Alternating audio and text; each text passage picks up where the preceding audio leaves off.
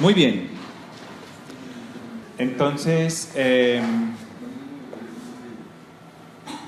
dice la Escritura, aquí en la carta a los Colosenses: por lo cual también nosotros, desde el día que lo oímos, no cesamos de orar por vosotros. Mira ahí lo que decías, Guillermo. Y de pedir que seáis llenos del conocimiento de su voluntad, en toda sabiduría e inteligencia espiritual, para que andéis como es digno del Señor, agradándole en todo, llevando fruto en toda buena obra y creciendo en el conocimiento de Dios, fortalecidos con todo poder, conforme a la potencia de su gloria, para toda paciencia y longanimidad, con gozo, dando gracias al Padre que nos hizo aptos para participar de la herencia de los santos en luz. Solo en Cristo Jesús podemos ser aptos para entender esa plenitud a la que Marta se refiere, si no quedamos corticos. El cual nos ha librado de la potestad de las tinieblas y trasladado al reino de su amado Hijo, en quien tenemos redención por su sangre, el perdón de pecados. Él, Jesús, es la imagen del Dios invisible, el primogénito de toda creación, porque en Él, ahí está más claro, Estela, el primogénito de toda creación. Él es el antes de toda creación. De Él mana la creación misma, cualquiera sea, principados, potestades, la misma naturaleza, la humanidad. Porque en Él, y Él lo viene a reafirmar, fueron creadas todas las cosas, las que hay en los cielos y las que hay en la tierra, visibles, invisibles, sean tronos, sean dominios, sean principados, sean potestades. Todo fue creado por medio de Él y para Él. Y Él es antes de todas las cosas, y todas las cosas en Él subsisten. Mira cómo empiezan a caerse ahí todas las doctrinas falsas que me hablan de un Jesús creado. Y Él es la cabeza del cuerpo, que es la iglesia. Él, que es el principio, el primogénito de entre los muertos, porque hasta en la resurrección Él viene a ser el primero, para que en todo tenga preeminencia. Míralo ahí todavía más claro. ¿Cuál es el objetivo? Que en todo Él tenga preeminencia, por cuanto agradó al Padre que en Él habitase toda plenitud, y por medio de Él reconciliar consigo todas las cosas. La vez pasada tuve un lapsus y dije, refiriéndome a 2 Corintios capítulo 5, como el misterio de la reconciliación, y es el ministerio de la reconciliación. Y por medio de Él reconciliar consigo todas las cosas, así las que están en la tierra como las que están en los cielos, haciendo la paz mediante la sangre de su cruz. Entonces, como Pablo está hablándole a los creyentes en Colosas, que están bien fundamentados por la predicación de Epafras, pero que reafirmarse es importantísimo a pesar del tiempo que llevemos en este precioso caminar, él les recuerda, y también nos recuerda a nosotros, la experiencia personal. Aunque la carta es colectiva para toda una congregación, está compuesta por individuos, y cada individuo tuvo una experiencia personal de haber estado sin Cristo y ahora estar en Cristo. A esta referencia pasada en los Colosenses es a la que Pablo se refiere a continuación, y dice: y vosotros también, que erais en otro tiempo extraños y enemigos, ¿en dónde? En vuestra mente. Entonces, la reconciliación vivida por los de Colosas, que en otro tiempo no estaban reconciliados con Dios, porque eran enemigos. Recuerden, por cuanto todos pecaron, judíos y gentiles están destituidos de la gloria, de la presencia, de la comunión con Dios.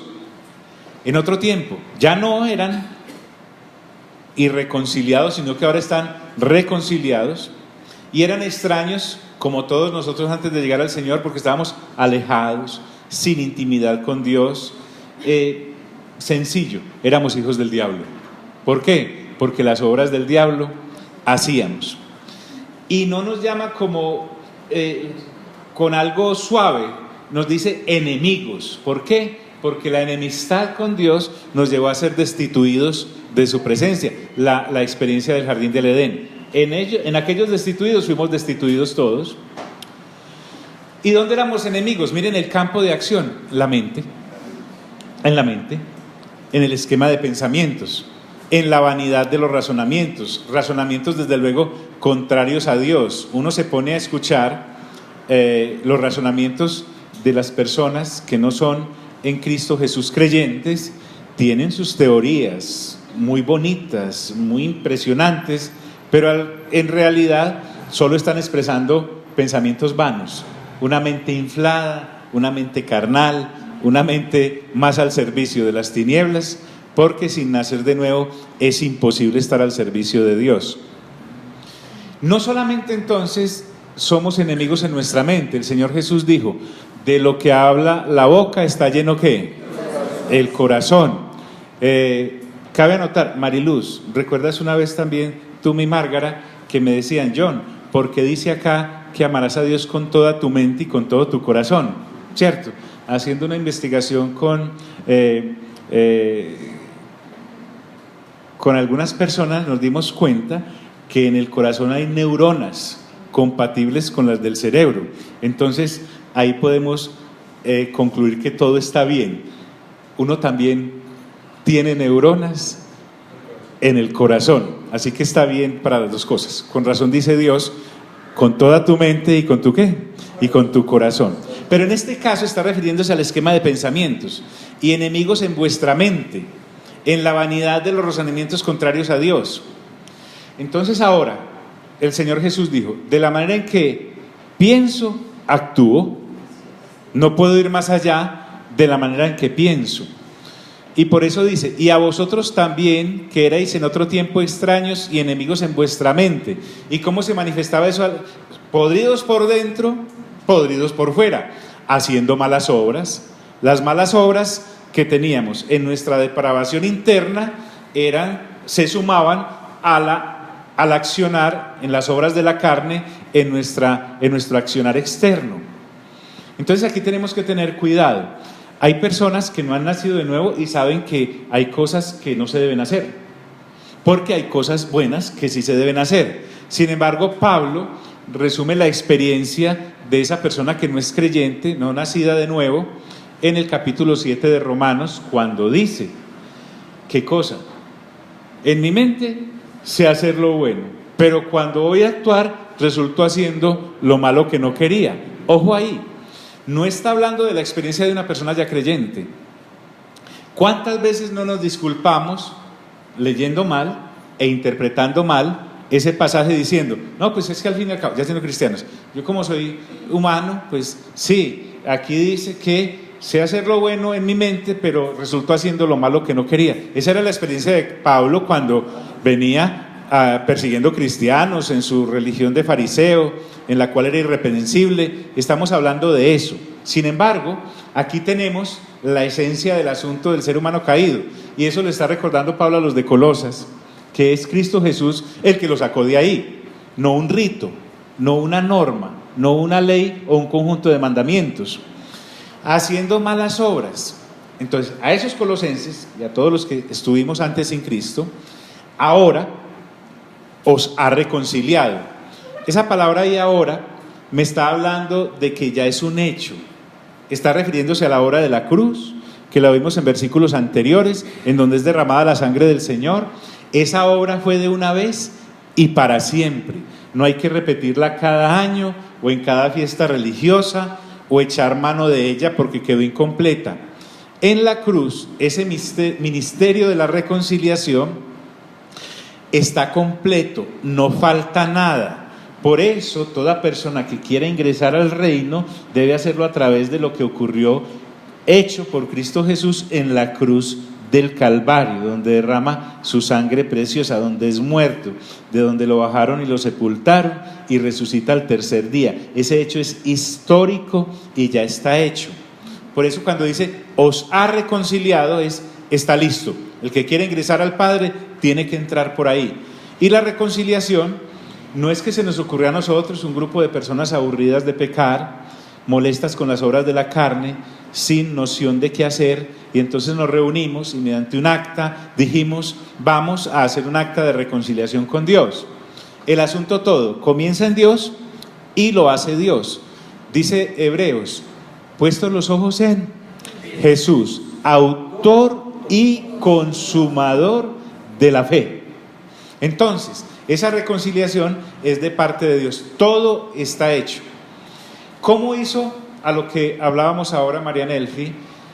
Para hacer esa reconciliación había que hacer un sacrificio. Y por eso, Hebreos, hablando de esto, él cuenta por la labor del Espíritu Santo, me preparaste cuerpo.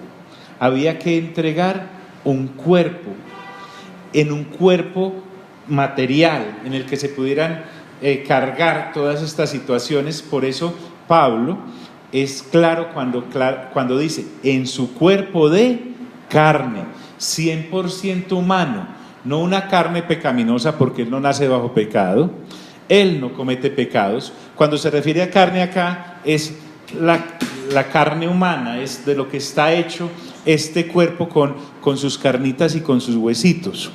Se encarnó en un cuerpo humano que realmente fue destrozado en la cruz. Uno se asombra lo claros que son los evangelios cuando hacen esto, pero todavía más claro es Isaías 53, cuando nos muestra los destrozos a los que fue sometido su cuerpo. Y aún como para recordarnos, si lo vemos en su cuerpo de resurrección, tiene las marcas en donde dice a Tomás, toque pues, toque pues. Entonces en ese cuerpo de carne hemos sido reconciliados. ¿Y cómo se hizo? Dándole muerte, por medio de la muerte. Al morir, esto es importante, él va a colocar los fundamentos bien colocaditos, la propiciación se efectuó. ¿Por qué? Porque había unas demandas hechas. Por cuantos todos pecaron, están destituidos ¿de qué? De la gloria de Dios. La paga del pecado, ¿qué es? La muerte. Las demandas de Dios fueron satisfechas. Todo lo que ocurre en el tabernáculo y en el templo, con los sacrificios de machos cabríos y de animales, es sombra de lo que realmente se estaba anunciando para este sacrificio tremendo, glorioso, de Dios, divino. Les decía en veces anteriores que quizá el hecho que la humanidad puede decir, el que ha cambiado la historia, lo mejor que le ha ocurrido a la humanidad es que el Señor Jesús vino la primera vez. Y ahí seguidito podemos colocar el de la reconciliación de Dios con la humanidad y de la humanidad con Dios a través de ese sacrificio que hay en la cruz del Calvario, derramando su sangre preciosa, dándole muerte a ese cuerpo porque había que ofrecer una expiación. La gran diferencia es que esta sí satisfizo plenamente a Dios. Recapitulando un poquito, recuerden, no solamente, no me digan que no,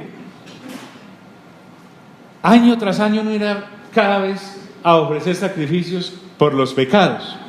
Usted estaba en el pueblo más apartado siendo israelita.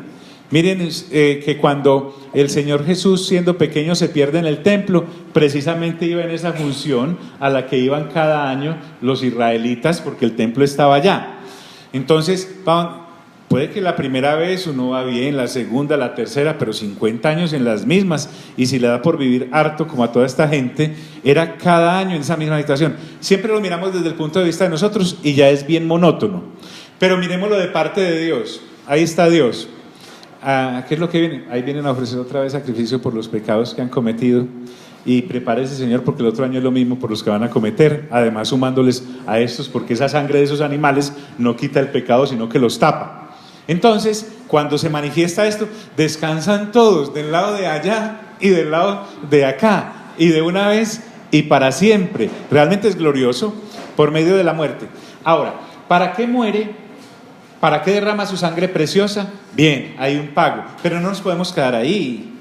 No nos podemos quedar ahí. En el capítulo 12 nos va a mostrar que a veces la religiosidad nos lleva a mirar el crucifijo de la tradición con el cuerpo que hay ahí colgado, y entonces realmente eso nos muestra como, uy, qué gran victoria, uno como que pero cuando Pablo está mostrando en el capítulo 2 realmente lo que ocurre en la cruz, como lo ha empezado a esbozar acá, lo que hay es la victoria de victorias, y entonces vamos a ver a grosso modo qué es lo que nos quiere decir. Pero aquí va en por medio de la muerte. Ahora, ¿para qué muere? Para presentarnos, 1, santos; 2, sin mancha; 3, irreprensibles, no delante de una religión, delante de un grupo de hombres que anhelan que seamos santos, sino delante de Él mismo. Él, a Él mismo, se sacrifica a Él mismo para presentarnos delante de Él mismo. Entonces la reconciliación ha surgido para el hombre.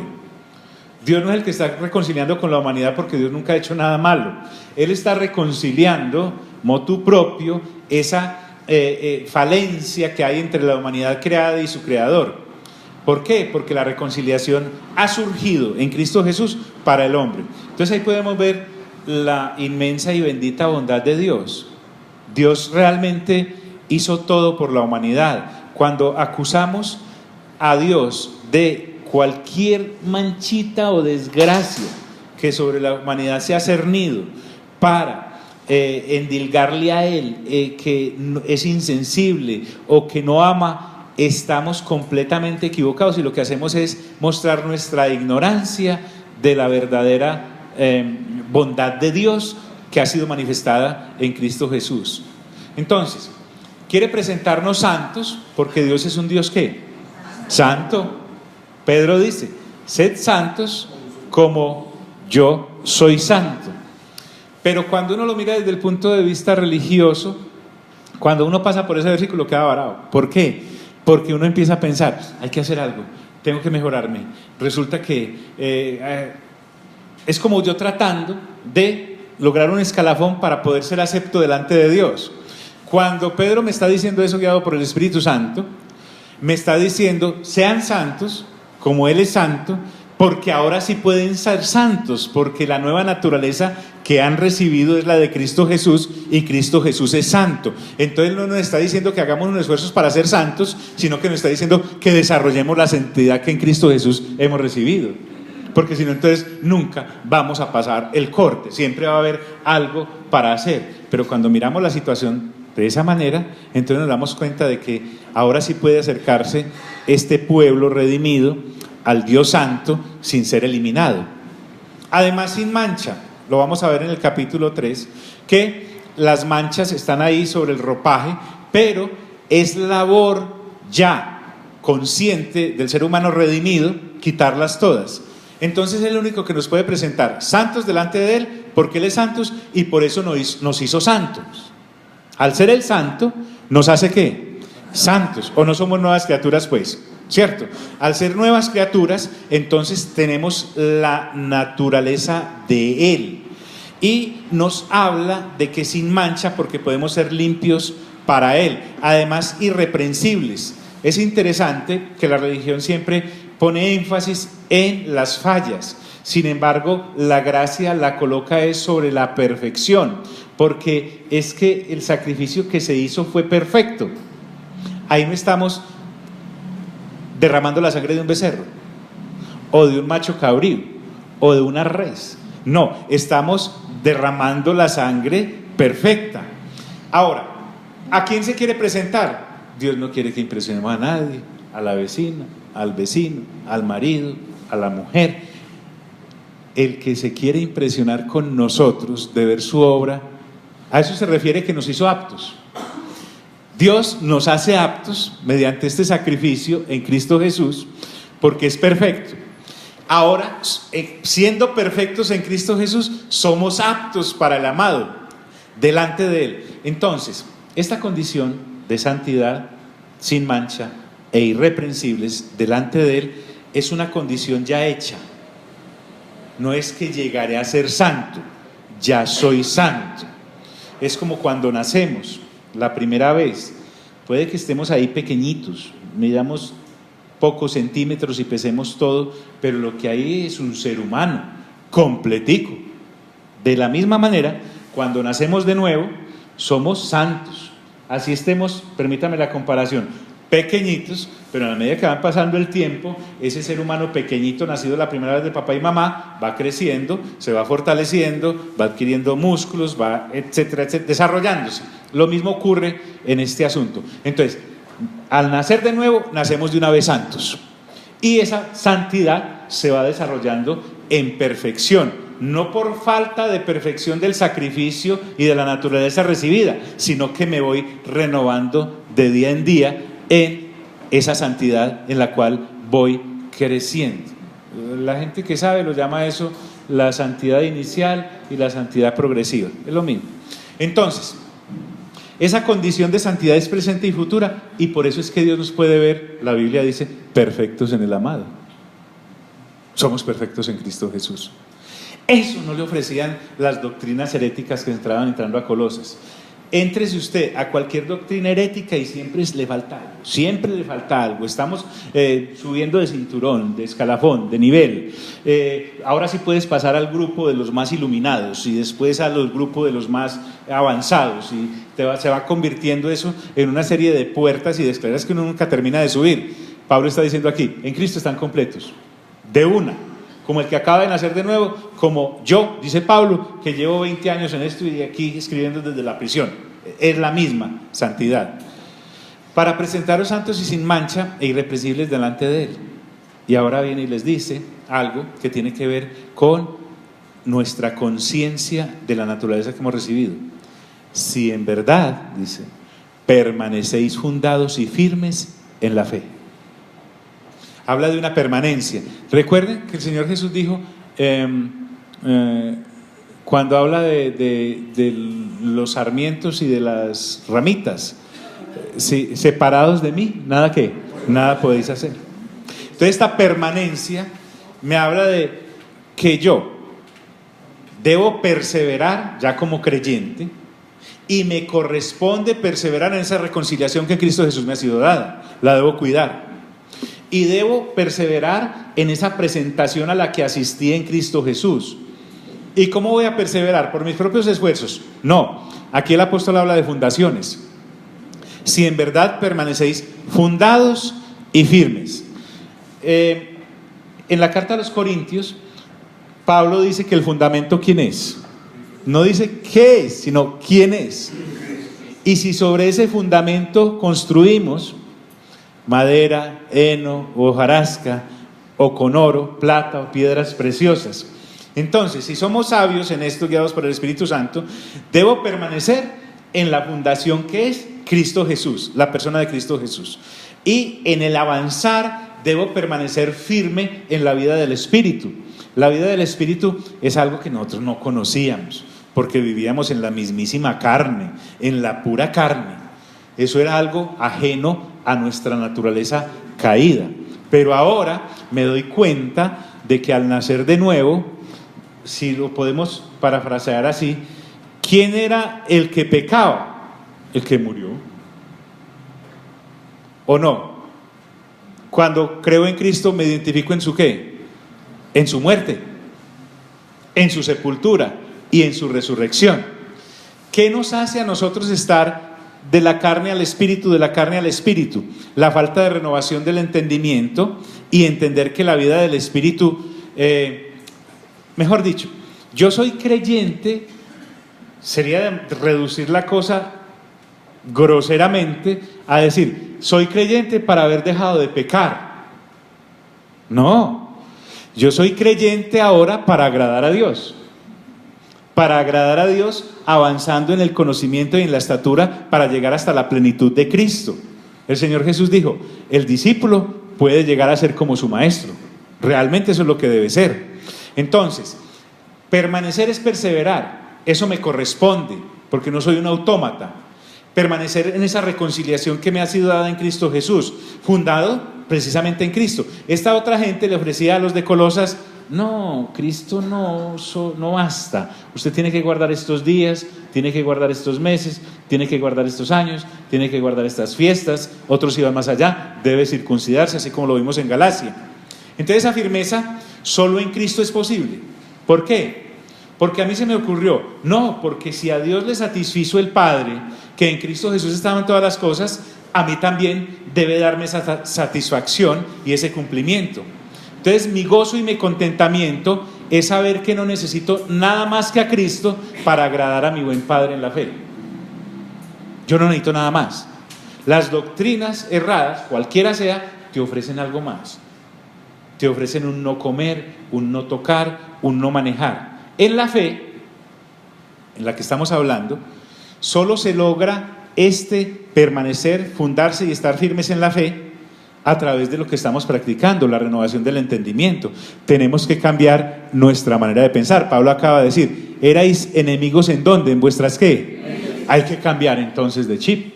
Y ese chip lo logramos no metiéndonos a un curso de superación personal, sino muriendo y resucitando a una nueva vida en Cristo Jesús. Hay que cambiar completamente todo. Te vuelvo a citar, una vez hablaba con Anderson y me decía: esto de la renovación del entendimiento es bien interesante.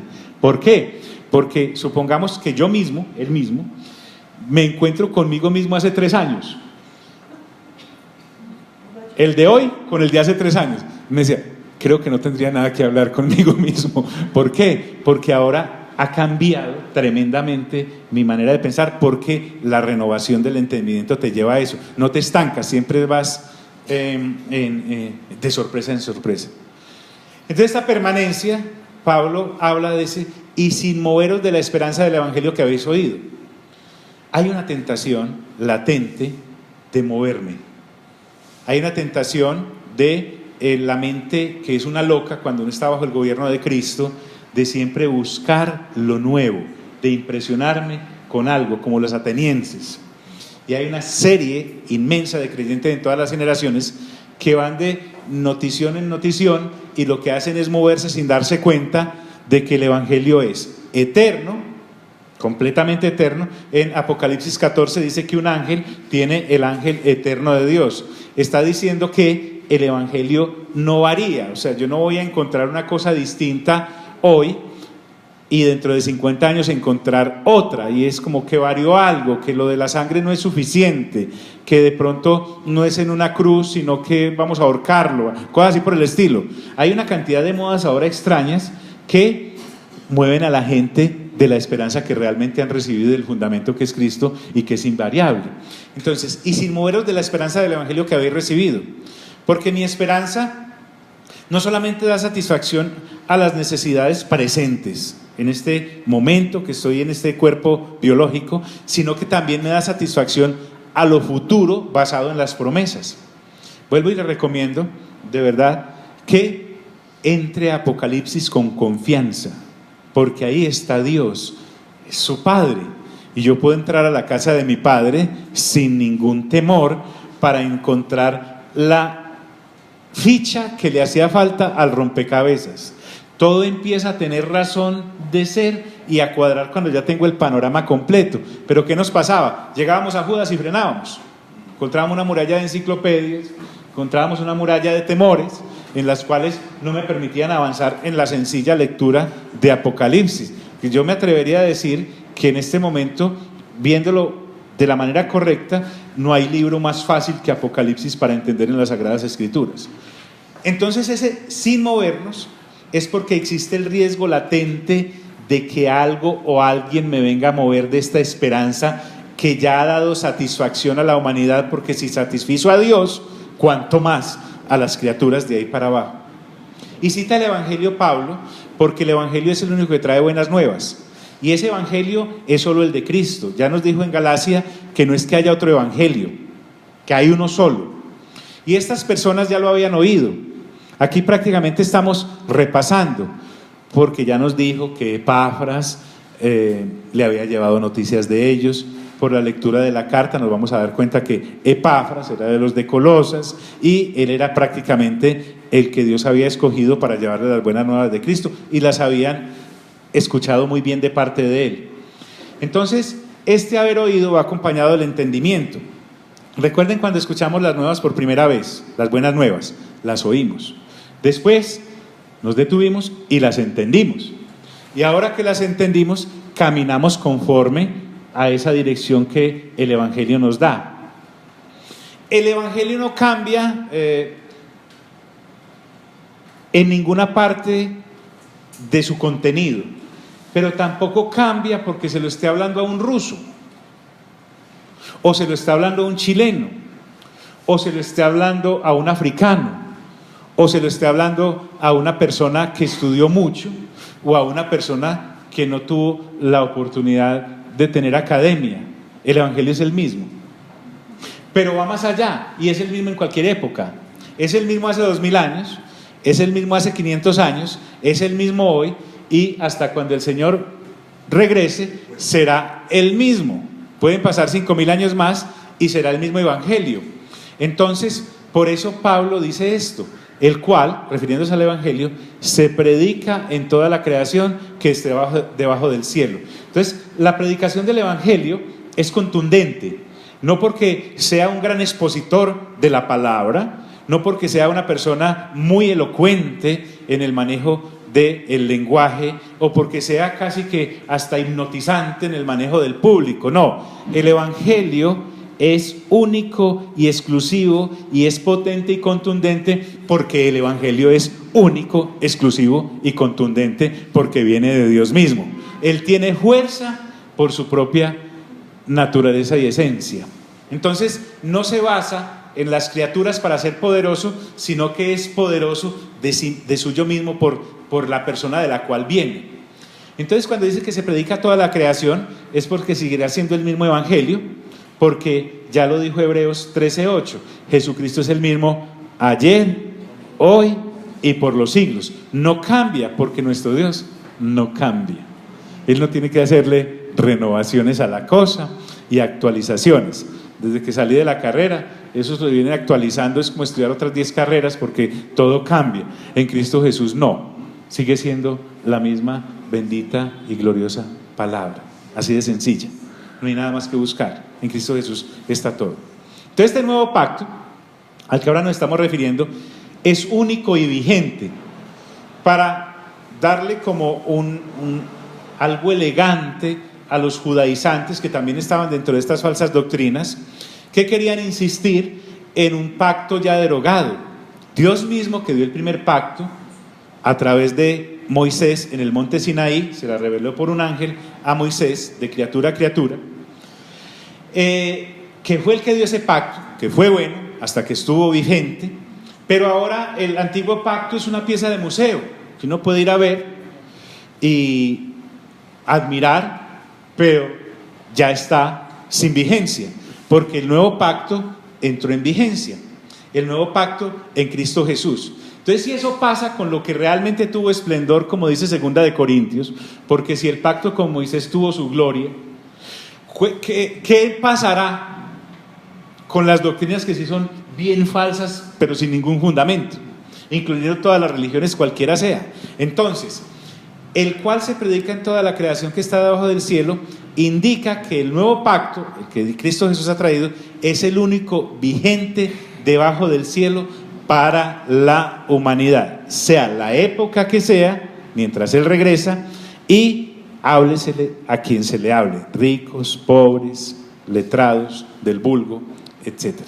Ese evangelio, que no se originó en Pablo, sí tiene en Pablo un expositor, como en cada uno de nosotros. Ese evangelio poderoso del cual acaba de hablar, dice, del cual yo, Pablo, fui hecho ministro. Entonces este hombre divinamente enviado, porque recuerde que el Señor Jesús habló con él y le dijo todo lo que iba a padecer, que era apóstol, maestro y predicador a los gentiles. Este Pablo ahora está haciendo alusión, no que está validando el evangelio porque lo predica él, sino que él es un buen ministro porque predica el buen evangelio. A eso se refiere. Yo puedo ser una persona elocuente, yo puedo ser una persona que convenza, pero si estoy hablando lo que Dios no me mandó a hablar, que es el Evangelio, estoy errado completamente. Muchos en Corinto, recuerden que de Pablo se burlaban y decían, pues en sus cartas es como valiente y arrojado, pero cuando está en presente es como cobarde y tímido. Entonces en el capítulo 10 de la segunda carta dice, pues puede que no hable muy bien, puede que no sea de mucha apariencia, que impresione, pero lo que digo sí es verdad, a eso se refiere. Entonces, este divinamente enviado es porque no solamente Pablo sabe que Dios lo mandó, sino que está predicando lo correcto. Porque mucha gente puede ser enviada por Dios e irse torciendo en el camino. Ya él dijo en Gálatas, si yo llego a predicarles un evangelio diferente, soy anatema. Si alguno de nosotros, los que les llevamos el evangelio que era, vamos con otro evangelio diferente, pertenecemos al rubro de los anatemas, del cual yo, Pablo, fui hecho ministro. ¿Qué se diferencia acá? Que Pablo era verdadero, mientras que las doctrinas falsas estaban siendo predicadas por falsos ministros, y mientras a Pablo lo enviaba Dios, a los falsos ministros se enviaban ellos mismos, se autopromocionaban, se autoproclamaban. Pablo, por ejemplo, se identifica en sus cartas como ministro, se identifica como servidor, que es ser diácono, se identifica como esclavo de Cristo, se identifica como siervo de todos los demás. Un falso predicador de doctrinas falsas se empieza a convertir en un amo y señor, y no predica a la persona de Cristo porque no le conviene, sino que empieza a predicar ritos que ellos sí manejan a la perfección, y entre más oscuros y ocultos, pues más fácil puede impresionar a los demás. Entonces Pablo se quita a esta gente de encima con un solo versículo. Entonces él ahora dice,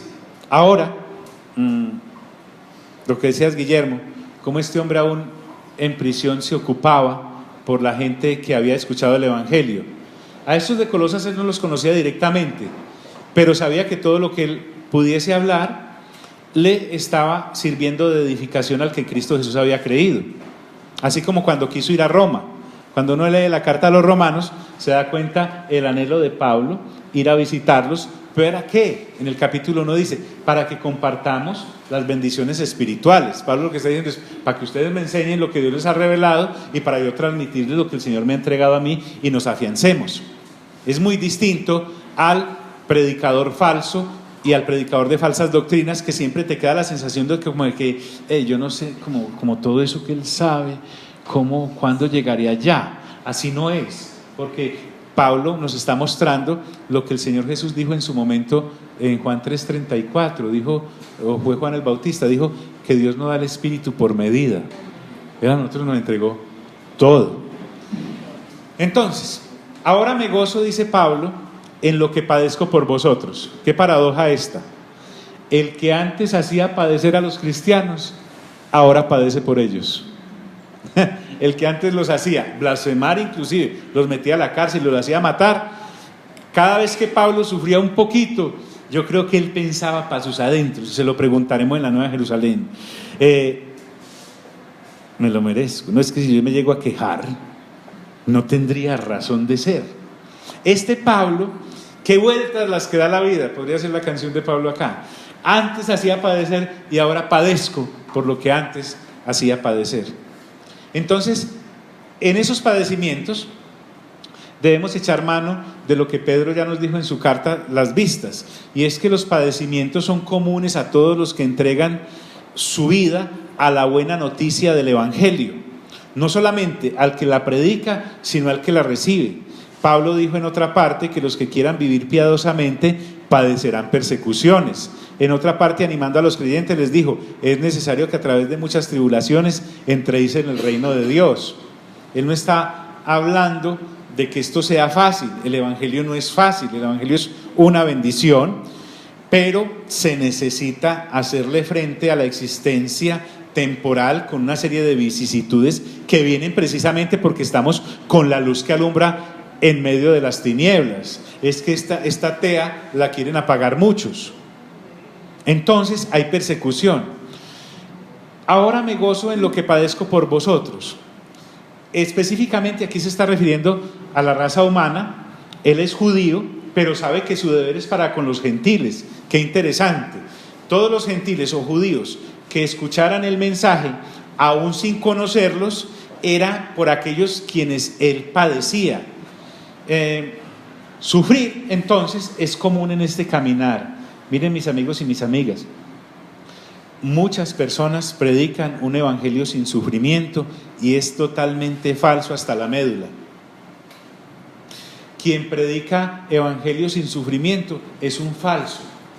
Le está entregando el evangelio de la manera que no es. Por eso muchas personas que son engañadas en su buena fe por gente que está predicando, ojalá de buena fe pero equivocada, pero yo creo que no, son perniciosos. Cuando el creyente que llegó al caminar con las promesas de que nada malo le va a pasar y le empieza a ir mal, se siente engañado. Y a veces, si no está fundamentado, entonces es una persona que se devuelve y se retrotrae porque, obvio, está encontrándose algo que diferente a lo que le ofrecieron. Por eso nosotros tenemos que entregarle el evangelio de la manera correcta a las personas. El que está enfermo, yo no puedo llegarle a decir solamente que el Señor lo puede sanar y que tranquilo, que no lo va a volver a dar ni gripa. No, es que el Señor sí lo puede sanar. Claro, yo no estoy diciendo que no, creemos en la sanidad, pero ¿y si no? ¿Y si no se sana, entonces qué? Y esa persona que viene fracasadita a los cursos de finanzas que antes dictábamos, diciéndole el 1, 2, 3 de las finanzas de Dios, entonces vendrá sobre vosotros bendición hasta que sobre y abunde, y vendrán de las otras naciones a preguntarte qué es esa prosperidad. Y si no, entonces esa persona va a tener un problema grave, pero yo soy el que lo estoy metiendo en eso. Entonces, ahora me gozo en lo que padezco por vosotros. Sufrir no es ajeno al verdadero caminar del evangelio. La promesa de no sufrir sí es bien familiar para el que predica un falso evangelio. Lástima, pero así es. Ahora me gozo en lo que padezco por vosotros, dice Pablo, hablando de su experiencia como ministro, y cumplo en mi carne lo que falta a las aflicciones de Cristo por su cuerpo. Ya vimos la vez pasada que el mismo Señor Jesús le dice a Pablo en Hechos 26, Saulo, Saulo, ¿por qué me persigues? Saulo, ¿a quién estaba persiguiendo cuando iba camino a Damasco? Esas cartas eran para llevar presos ¿a quiénes? A los cristianos. Pero aquí en el 26 de Hechos, Jesús le dice, ¿por qué me persigues? Y el Señor Jesús ya estaba bien cómodo a la diestra del Padre, y le dice, ¿por qué me persigues? Es porque el que persigue a un miembro del cuerpo, persigue a la cabeza.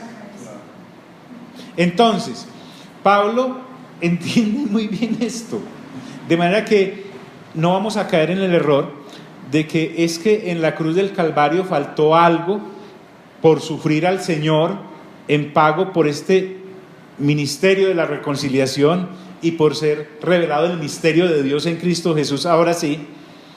Entonces nosotros tenemos que sufrir porque tenemos una especie como de complemento a la redención que el Señor vino a traer. No. Pablo está hablando es que por llevar el mensaje del evangelio, por edificar la iglesia de Cristo, se sufre. Eso lo podemos verificar leyendo 2 de Corintios 11, del 23 al 33, donde él nos narra que ha sido azotado por los judíos, ha sido azotado por los gentiles, ha aguantado hambre, ha estado en ayunos, estuvo en naufragios, lo apedrearon, estuvo entre falsos hermanos. Entonces cuando dice, y cumplo en mi carne lo que falta de las aflicciones de Cristo por su cuerpo, está hablando de que a partir de él haber conocido del Señor, mientras se fallece, por allá en 2 de Timoteo, que ya se está despidiendo, ese transcurso de vida biológica fue bien movida. No porque le faltara algo a la cruz para darnos redención completa, sino que abrir la brecha y llevar esto a los demás implica sufrimientos. Por lo que él sí está sufriendo, Pablo, es por la iglesia del Señor. Pablo sufre por lo que le ocurre a la iglesia. Por eso él dice, y cumplo en mi carne, o sea, en mi cuerpo físico, lo que falta de las aflicciones de Cristo por su cuerpo, que es la iglesia. Exactamente en 2 Corintios 11:28, después de todo eso que les acabo de decir, de los naufragios, de las hambres, de los golpes, dice: y además de otras cosas, lo que sobre mí se agolpa cada día, la preocupación por todas las iglesias. Todas estas cartas son fruto de un apóstol, no solamente él, Pedro, no solamente él, Santiago, no solamente él, quien escribió la carta a los hebreos. Son esfuerzos que el verdadero cristiano hace para que la doctrina esté bien, y no solamente para que la doctrina esté bien, sino que la gente camine su vida temporal con base en eso que dicen creer. Entonces por eso Pablo dice: hombre, si hacen tropezar a alguien, es como si me hicieran tropezar a mí. ¿Qué es la iglesia? Y vuelve y dice: iglesia de la cual fui hecho ministro. Entonces miren que esto es un todo completo de parte de Pablo. En el versículo 23 él me habla de que es ministro del evangelio. En el versículo 27 me va a hablar de que es ministro de Cristo. Pero aquí en el versículo 25 me está diciendo que él es ministro de la iglesia. Cuando llegas al Señor, dejas de pertenecerte. O sea, ya no somos nosotros tratándole de colocar a Dios nuestro plan de vida. Ese plan se murió cuando llegamos a Cristo, porque te moriste. Ahora resucitas al plan de vida de Dios para ti.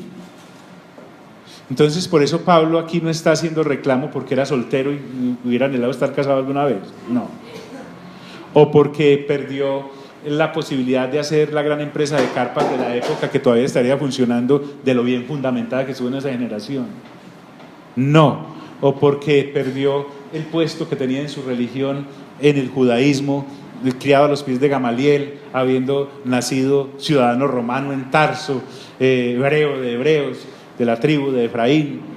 No, el tipo circuncidado al 8º día. Benjamín, de la tribu de Benjamín, de Efraín no. Terminan en in, gracias hija, gracias. De la tribu de Benjamín. Muy bien. Por eso Dios, para ayudarme en eso, sacó a Efraín en Apocalipsis y metió a Manasés. Bueno, pues entonces mira, Pablo no está reclamando nada para él y ha sufrido mucho. Él estaba gozoso de estar cumpliendo el plan del Señor. Así que la idea de un apóstol Pablo aquí quejándose porque nadie me quiere, nadie me ama, todo lo que me hace falta, yo aquí encanado sin haberme robado nada, porque la escribió ¿de dónde? ¿Dónde dice? La carta, estaba en la cárcel, estaba en Roma, sí, estaba en Roma, de la cual fui hecho ministro. Y todo le da la gloria a Dios, porque dice: según la administración de Dios que me fue dada para con vosotros. Dios le entregó a Pablo la comisión para entregarla, no para que se quedara con ella. Él se confiesa como administrador y mayordomo, según la administración de Dios que me fue dada para con vosotros, para que anuncie cumplidamente la palabra de Dios. Cumplidamente no era que el servicio empezaba a las 7 y él llegaba a las 6:59 puntual. Cumplidamente es que entregaba de manera íntegra la palabra de Dios. No se guardaba nada, fueran discursos cortos o largos. Lo vemos cuando Eutico se cae del 3er piso y se muere. Llevaba horas hablando el apóstol del asunto, horas, pero también en momentos corticos en los que podía, pero lo que Pablo entregaba era conforme a la verdad, rectamente entregar la palabra de Dios con integridad en todas las áreas. Por eso debemos ser fieles lectores de la palabra de Dios, porque nosotros tenemos que entregarle a la gente todo completico para que anuncie cumplidamente la palabra de Dios. Y ahí sí viene el misterio del que hablabas ahora, Johncito, el misterio que había estado oculto desde los siglos y edades. ¿Cuál misterio? El que John nos dice: Cristo, la revelación de Cristo, que es la revelación de Dios, el Cristo encarnado, sacrificado y resucitado. Miren, en una iglesia tan convulsionada como la de Corinto, el mensaje era el mismo. Pablo no podía colocar otro fundamento. En el capítulo 15, cuando tenían problemas con entender si la resurrección ya había ocurrido o no, Pablo les dice: hombre, ustedes saben el evangelio que yo predico. En primer lugar, les dije que Cristo fue crucificado conforme a las Sagradas Escrituras, que fue sepultado conforme a las Sagradas Escrituras y que resucitó conforme a Ese es el evangelio, ese es el A, B, C del evangelio. Son los tres clavos del evangelio: que Él fue muerto, que Él fue sepultado y que Él resucitó. Este misterio estuvo oculto y necesitaba ser escuchado, y es Jesús, como decías ahora, Marta, el que da a conocer al Padre. Pasaron siglos y edades y estuvo oculto a los hombres desde la salida del jardín. Inclusive hay un versículo fuerte, creo que es el 13:8 de Apocalipsis, que dice que este cordero fue inmolado desde antes de la fundación del mundo, pero debía ser sacado a la luz en el momento que era, como lo vimos en Hebreos. Siglos y edades, el misterio que había estado oculto desde los siglos y edades, pero que ahora, hace 2000 años, Gálatas capítulo 4, versículo 4, ha sido manifestado a sus santos. ¿Quiénes son los santos? Ya sabemos: los que creen y ven y entienden por la fe la revelación del nuevo nacimiento y del reino de Dios y su justicia. Y vuelve Pablo con esto a recordarnos que el que maneja esta batuta es Dios. Así como mi buen Padre, nuestro buen Padre, tuvo a bien reservarse la fecha y la hora para que apareciera el Cristo la primera vez, en su primera venida acá, se lo reservó la fecha y el cuándo para el retorno. Eso está en potestad de Dios. Entonces, estos que creen y ven y entienden por la fe lo que Dios había tenido oculto, este misterio, nos damos cuenta que para nosotros ya no hay ningún misterio. El Señor Jesús les dice, cuando les estaba explicando la parábola del sembrador: a ustedes os es dado conocer los misterios del reino. A los demás les hablo por parábolas, para que oyendo no entiendan y viendo no vean, no sea que se arrepientan y se salven. Interesante eso. Entonces, pero que ahora ha sido manifestado a sus santos. Y esto está en manos de Dios, por eso no lo puede manosear nadie. El que lo manosea tiene una tremenda sentencia. A quienes Dios quiso dar a conocer las riquezas de la gloria de este misterio entre los gentiles. Ahora Pablo nos muestra la benevolencia que el Padre ha tenido con el pueblo gentil. Pablo nos muestra que Dios también decidió a quienes se les es dado a conocer ese misterio. Entonces, ahora que nosotros lo tenemos, es nuestra responsabilidad compartir las buenas nuevas. Cuando veo esto de esta manera, me doy cuenta de que cuando yo le empiezo a hablar de Dios a alguien, no le estoy entregando cualquier cosa. Estoy entregando es la cosa. Y no debo tener temor de hablarle de que, por ejemplo, el Señor Jesús fue colocado su cuerpo por el Espíritu Santo en el vientre de María siendo virgen. Usted puede pensar, y yo puedo pensar: ay, se van a burlar de mí. No, que se burlen es una cosa, pero que yo tenga temor de que se burlen de mí ya es otra, porque me da cuenta de la inseguridad que tengo en la gran noticia que estoy poseyendo para entregar. Por eso no debo callar. Entonces Pablo me muestra que Dios también decide a quienes se les da a conocer el misterio, y a esos a quienes les ha sido dado a conocer ese misterio, es decir, la encarnación de Dios haciéndose hombre, esa responsabilidad de compartir la buena nueva es común a todos los creyentes. Y lo bonito acá es que Pablo nos recuerda que los gentiles formamos parte de esa humanidad a la cual le ha sido manifestada la gloria de Dios en Cristo Jesús. Y qué bueno tener acá este asunto de las riquezas. Cuando uno andaba buscando añadiduras, esa palabra riqueza se le circunscribía a algo sencillo como ¿dónde puedo consignar eso?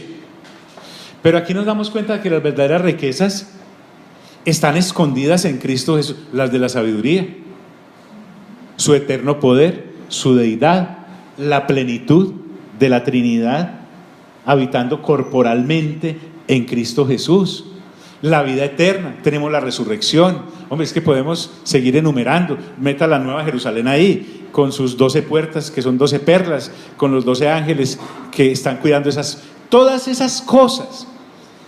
Además, como si fuera poco, de la misma presencia de Dios, son las riquezas de la gloria de este misterio entre los gentiles. Entonces, dando a conocer a Cristo, realmente damos a conocer todo. A quienes Dios quiso dar a conocer las riquezas de la gloria de este misterio entre los gentiles, y me lo resume, mire qué capacidad de resumen, que es Cristo en vosotros, la esperanza de gloria. Entonces, en esta generación, así como Pablo cumplió hace 2000 años y los apóstoles con este mensaje, a nosotros nos corresponde pasar esto a la siguiente generación, a la persona. Nosotros somos pescadores, no somos Dios. El pescado tira la red y Dios es el que decide quiénes se quedan y quiénes vuelve a echar. ¿O no hay un evangelio que nos habla de una parábola así?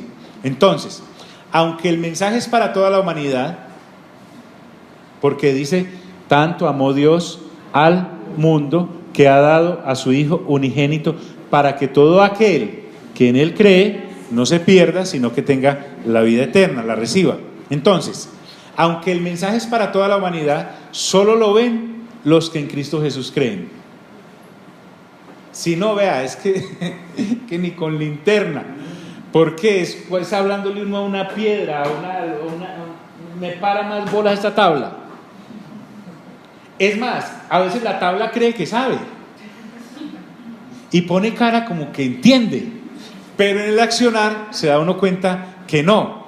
Entonces, nosotros que no lo teníamos, mire los gentiles, no teníamos Dios, teníamos una cantidad de dioses con D pequeña, más rebuscados para dónde. No estábamos esperando al Señor, ¿cuál tribu de nosotros? Ni tribus, ¿cierto? Sioux, tal vez. No teníamos patriarcas, no teníamos ley. La ley estaba bajo el cuidado y la cautela de los judíos, del pueblo hebreo. Pero Dios, en su misericordia, a los que ni lo esperábamos, ni lo teníamos, ni lo conocíamos, ni habíamos oído de Él, si nos damos cuenta, haciendo un paréntesis, podrían, qué parias éramos unos vagabundos. Nada había para nosotros en este asunto. Entonces, ahora que Cristo está en nosotros, Pablo le está diciendo a los gentiles de Colosas, por lo tanto nos lo está diciendo a los gentiles de la actualidad, que no solo Jesús se hace hombre, sino que ahora está en nosotros que hemos creído. Y aquí sí podemos ver que lo de Pablo no es cantaleta, sino que lo que está diciendo es, los que vienen predicando falsas doctrinas no tienen a Cristo, entonces no tienen a quien anunciar porque no han creído en Él, no les ha sido quitado el velo de sus ojos espirituales. Los falsos y las herejías no tienen acceso a las riquezas que hay en Cristo Jesús, son unos tumbadores, son unos timadores. Todas las doctrinas heréticas son fraudulentas. Sin embargo, nosotros que estamos relacionados con Dios en Cristo Jesús, podemos transmitir una vida que las falsas doctrinas no pueden dar. Por eso no tenga temor cuando alguien venga de una falsa doctrina, por grande que sea la falsa doctrina. Un tumor no deja de ser tumor, así sea más grande que la cabeza. Entonces, nosotros tenemos a la gente que compartirle un destino que ahora nosotros tenemos, un destino que nos da una esperanza, una compañía que las doctrinas heréticas no tienen, y es la presencia de la persona del Espíritu Santo. Los que están en doctrinas heréticas están bajo la influencia de demonios. Entonces, de manera que tú que eres portador o portadora del Espíritu Santo, porque habita en ti, los que tienen que temer son los demonios de esa falsa doctrina, y no tú que estás con el que es. Entonces, no solamente me da una compañía y un destino, porque ahora Dios habita en mí y yo habito en Él, sino que también tengo una esperanza de gloria. ¿Por qué? Porque la santidad de Dios está habitando en nosotros, que hemos sido regenerados. Somos nuevas criaturas. Ninguna doctrina da la posibilidad de ser nacido de nuevo. Solo la encontramos en Cristo Jesús. No más. Entonces, créame, cuando tú entras, básicamente, y estás bien claro en el asunto, no importa la condición que estés. Pablo está preso, viene Agripa con su mujer y viene el gobernador con su mujer, todos en su pompa, y Pablo les da claramente a entender que los pobres son ellos. Ojalá, por mucho, por poco, vinieran a los pies de Jesucristo, le dice Pablo a Agripa, a excepción de estas cadenas, pues. Y el hombre le dice: por poco me persuades de ser cristiano. Entonces Cristo Jesús en nosotros es algo más que decir una frase. Esto merece un anuncio. A quien anunciamos, dice Pablo. Yo anuncio a Cristo. No anuncio un ritual como los heréticos sí. Vamos a ver más adelante en el capítulo 2. No anuncio una forma como los heréticos sí. No anuncio unos escalafones o unas tradiciones, sino que vengo con un evangelio sencillo. Dijo Pablo a los de Corinto que a Dios le plació salvar a la humanidad mediante la locura de la predicación del evangelio, porque los judíos buscaban señales y los griegos sabiduría. Entonces la sabiduría de Dios se transmite sencillamente, pero de una manera contundente, directa y sin secretos. Cuando yo le presento a Cristo Jesús a la gente, no le tengo que decir: y sigue el nivel 2. Eso es todo. ¿No hizo eso Felipe con el eunuco? ¿Sí entiendes lo que lees? ¿Y cómo va a entender si no a quien me explique? Y desde esa escritura, Isaías 53, lo lleva a Jesucristo. Una vez lo lleva a Jesucristo, lo bautiza, no tuvo que pedir permiso en ningún lugar para bautizar. Y el otro tenía que ir a seguir trabajando. Y Felipe, con el Espíritu Santo, lo soltó. No le dijo: ay, aquí está este volante, mire el tratado, aquí está el horario de los servicios, tiene que empezar. Nada.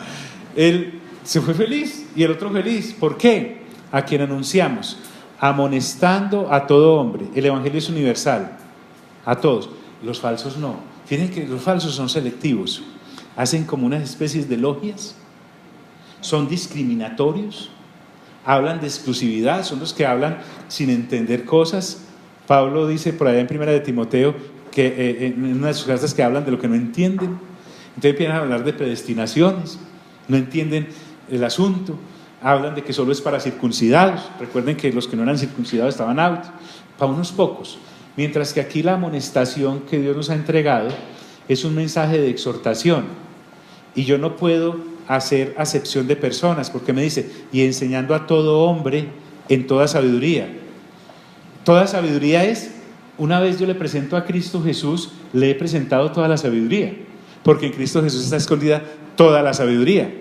¿Y para qué? Quiero terminar. A fin de presentar perfecto en Cristo Jesús a todo hombre. Presentar. Qué interesante. No solamente Pablo se ocupaba, esto es vital, presentarle el evangelio completo de la persona de Cristo Jesús a la persona, sino tomar esa persona y presentársela perfecta en él, a Cristo Jesús. Entonces, ese presentar es demostrar a Cristo. En esto se resume lo que Jesús dijo: vengan y los haré pescadores de hombres. Y cuando habla de la perfección, vuelvo y digo, no es porque pasamos de nivel, sino que así como Cristo es perfecto, los creyentes en Él son perfectos. Decir que las personas que creen en Cristo Jesús, bien fundamentadas, no son perfectas, equivale a otra herejía, que sería decir que Cristo no fue lo suficientemente perfecto para hacer perfecta a la humanidad imperfecta por la caída. Presentaros a Cristo y presentarle a Cristo a los hombres, de eso se trata. ¿Qué es ser perfectos? Básicamente, decirle a la gente: mire, el pecado bajo el que usted nació llegó a su fin, y el pecar por haber nacido bajo pecado también llegó a su fin. Eso es presentar perfecto en Cristo Jesús a todo hombre, mostrarle a la persona nacida de nuevo que no necesita nada más. Si le doy otros apoyos u otros bastones, lo estoy desviando, lo saco completamente y lo meto en un caminar y un peregrinar tortuoso de darle gusto a la gente, para lo cual Dios no nos ha dado esto. Avance un poquito más, debemos terminar este capítulo, si no. darle la mano. Sí, para que corre. Padre, te damos gracias por esta oportunidad que nos has dado de abrir tu palabra, porque es tu palabra, no más. Porque tu palabra dice, como lo acabamos de ver, que no solamente, que si en Cristo habita corporalmente toda la plenitud de la deidad, quiere decir que si Cristo habita en mí, porque ya no vivo yo, sino que vive Cristo en mí, quiere decir que ustedes tres están habitando a la perfección por la fe que he depositado en Cristo Jesús como la razón de ser de que hace 2000 años haya venido a esta tierra para mostrarnos la comunión y la reconciliación con ustedes. De manera que podemos decir evidentemente que quien habita en mí es el Cristo perfecto y yo estoy perfecto en Cristo gracias a que he recibido su naturaleza por el nuevo nacimiento, propiciado por el Espíritu Santo. En el nombre de Cristo Jesús hemos orado creyendo. Amén y amén.